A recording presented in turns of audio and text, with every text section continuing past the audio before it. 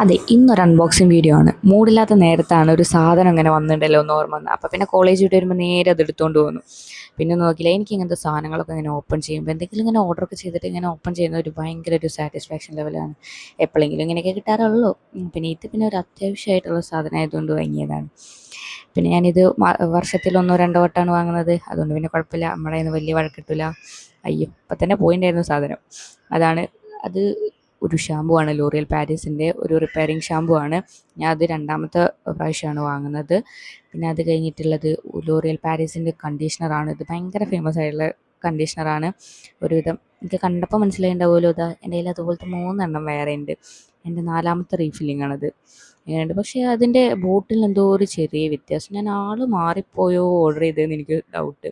അതാണ് നിങ്ങളാ കണ്ടുകൊണ്ടിരിക്കുന്നത്. പക്ഷെ ഞാനത് അങ്ങോട്ടും ഇങ്ങോട്ടും മറഞ്ചും പിറഞ്ചും വായിച്ചു നോക്കി, അതിലൊരു ലെറ്ററിന് പോലും വ്യത്യാസമില്ല. അതുകൊണ്ട് തന്നെ അത് സെയിം ആണ്. അതിൻ്റെ ഒരു 5 ml വ്യത്യാസം കൊണ്ടാണ് പിന്നെ പുതിയ ബോട്ടിൽ അപ്ഡേറ്റ് ചെയ്തത് തോന്നുന്നുണ്ട്. ബോട്ടിൽ അപ്ഡേഷൻ മാറിയതാണ്. ഞാൻ അടുത്ത സൂപ്പർ മാർക്കറ്റിൽ പോയപ്പോൾ ചെക്ക് ചെയ്യുകയും ചെയ്തിട്ടുണ്ടായിരുന്നു. അപ്പോൾ സെയിം ആണ് സാധനം, ഒരക്ഷരം പോലും അതിൽ മാറ്റമില്ല. Same but different. അപ്പോൾ ശരി, ഓക്കെ, ബായ്.